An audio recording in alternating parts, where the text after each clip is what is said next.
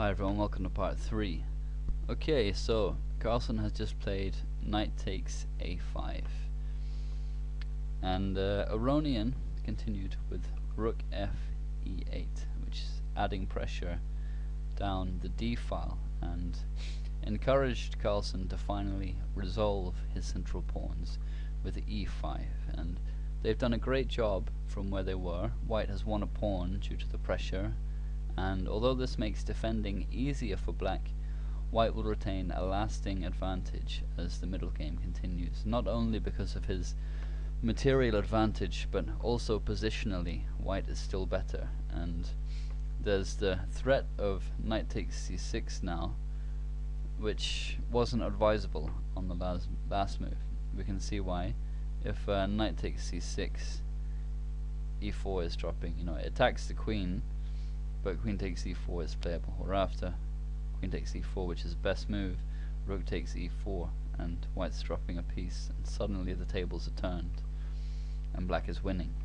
Naturally, Carlsen isn't going to fall into such a simple trap, but there are many others in the position if he's not careful, and it's important that he consolidates his position quickly. And his last move is e5, if we return to it, has weakened d5, and it means that knight d5 can be played, and claiming this outpost was of course something that Aronian had in mind when he sacked his a pawn, and this move has the added bonus of defending the c6 pawn from the knight. The rook's defending it, and black has some initiative now thanks to the attack on the e3 bishop. So Aronian is hoping, for activity and compensation for his sacrificed pawn. And Carlsen calmly played bishop d2, which controls the forward motion of the knight on d5 and applies pressure already to the weakened b4 pawn.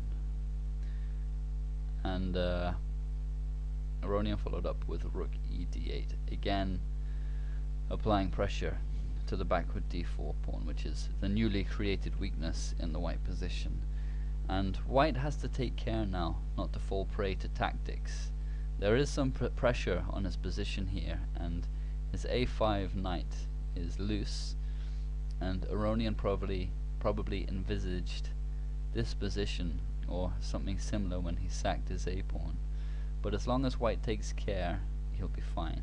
And Carlsen continued logically with knight f4, which is aiming to trade off this strong d5 knight.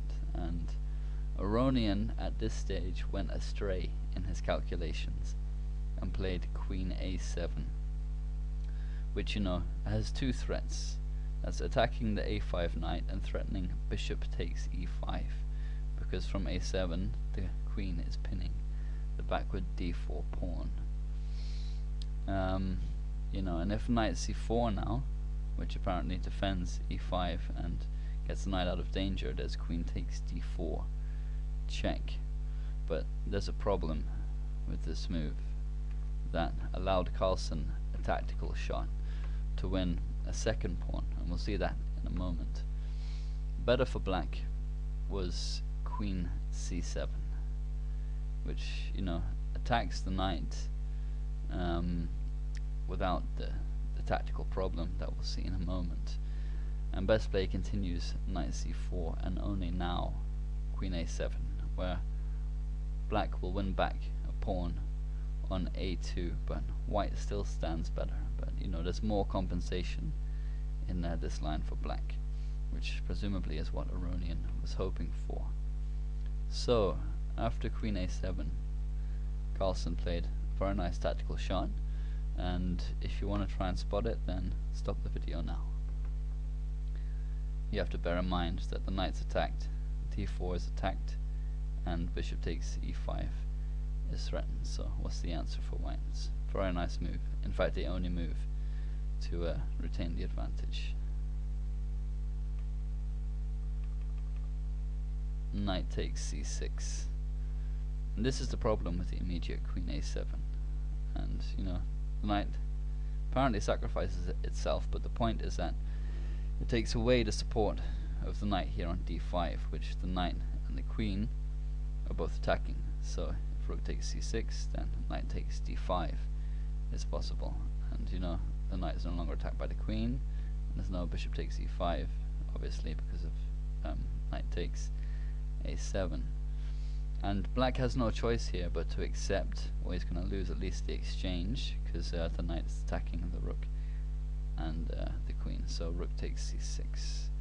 Knight takes f4, attacking the white queen isn't an option, because if knight takes a7, knight takes g2, knight takes c8, and white wins into the exchange and 2 pawns up.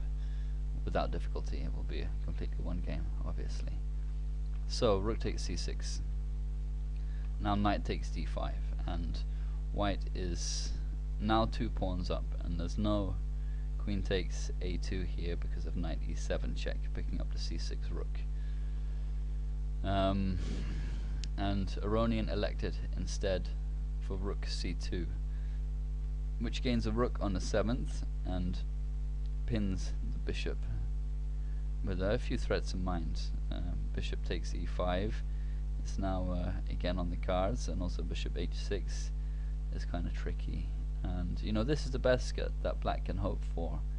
He could play instead queen takes d4 check, but now comes bishop e3, and the bishop supported by the knight, and this forces queen takes e5, and now another very nice tactical shot, knight e7 check, forces queen takes e7, and suddenly the rook is exposed. So rook takes d8, queen takes d8, queen takes c6, and once more white is going into a completely winning endgame, the exchange up.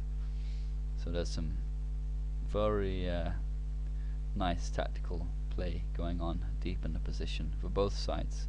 It's a very nice game by both players.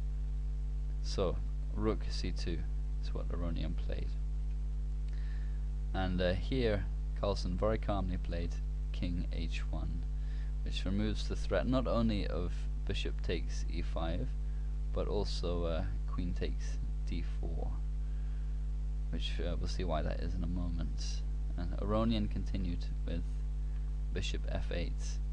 If he plays instead queen takes d4, white can deal with the problem of his pinned bishop immediately with bishop takes b4, which you know discovers an attack on the queen, and thanks to king h1, rook takes g2 won't be played with check.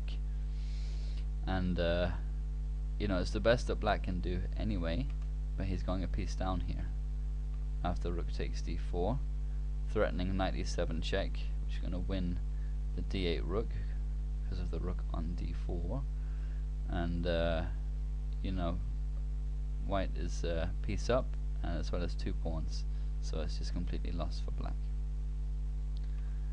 So bishop f8 is what Aronian did play, and now came e6 from Carlsen, which is another very nice and accurate move that pushes his edge to well over the 2 pawns he's up. And once again we see the power of the mobile pawn center. Aronian found one of the correct defenses, queen a8. Other moves didn't work. For example, if f5, simply rook f e1, threatening e7, keeps the initiative for white. Best play continues rook e8, e7, bishop h6, and knight takes b4, which is going to force exchanges and goes into a far better endgame for black. The rook on c2 is attacked by the knight. If it moves, then the bishop on h6 is falling. So play would continue. Rook takes d2, rook takes d2, bishop takes d2, queen takes d2, rook takes e7, and white should win from here without much difficulty. Another failed defense for black after e6 is f takes e6, where the move for white is queen e4, which is forking the rook on c2 and the pawn on g6, and white is now winning with an advantage of 3.5 pawns. The best that black can do is rook takes a2. If instead e takes d5, queen takes g6 check, queen g7, queen takes c2, again is an easy win. So rook takes a2 is best for black. But now comes queen takes g6 check, queen g7. If instead king h8 and rook f7 wins the queen for a rook, and again is a simple win. Even after queen takes f7, queen takes f7, rook takes d5. Black has a rook and a knight against the queen, but his position is far too loose to survive for very long. So queen g7 is correct, but now queen takes e6 check, king h8 is the only reasonable move, but now comes rook f7, and black is tied up in knots. He has to find very accurate moves in order to survive. The only move here for him really to defend is rook a6. So in the event of rook takes g7, there's rook takes e6. And here white continues queen f5, retaining the initiative. The queen has to move. g6 is the best square, and the best that black can do. But the endgame, as before, is hopeless after, for example, bishop f4, queen takes f5, and rook takes f5. So, queen a8 is one of the correct defenses for black. And Carlsen continued with e takes f7 check, which is one of two winning continuations for white, the other one being e7, which forces rook takes d5. You know, white is dropping this piece as it was attacked by the queen and the rook. And now, not e takes f8 and queening, but simply e8 queening, which is winning the exchange. You know, queen takes e8 is forced here, and now queen takes d5. And again, white is the exchange up with a pawn to boot, and not much compensation for black.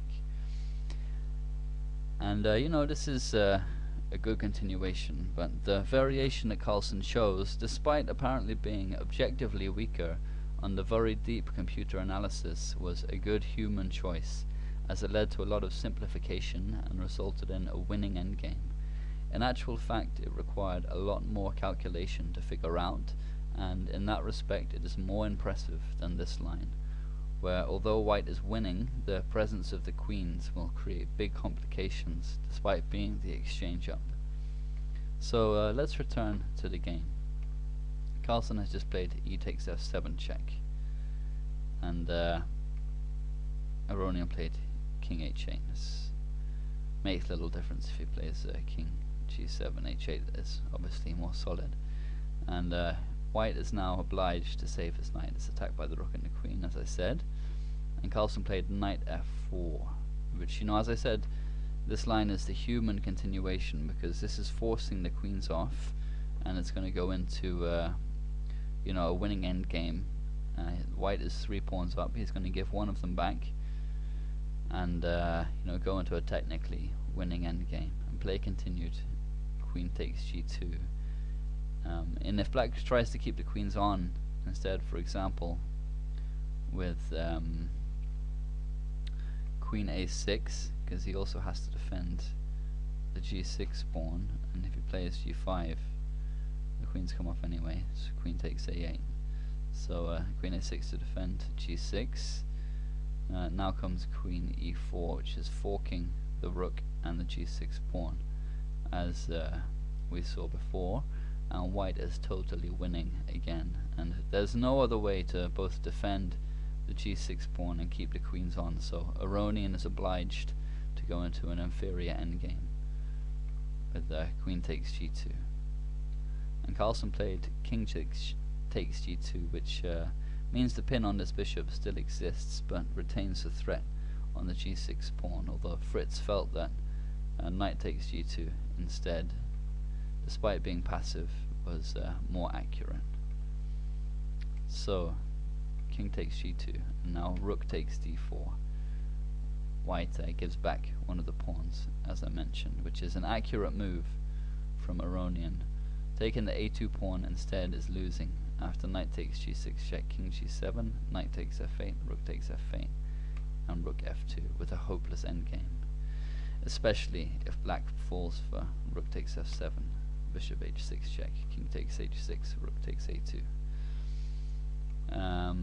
Okay, so rook takes d4, and here Carlsen played once again the only move to retain the advantage, which presumably he'd calculated, you know, when he played the check here on f7 with the pawn, if not before, which is rook f2. It's a very nice and accurate play. Getting impatient and playing knight takes g6 is obviously tactically wrong due to the pressure on the d2 bishop.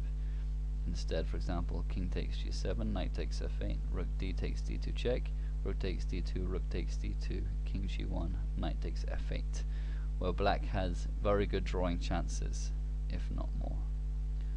Okay, that's the end of part 3.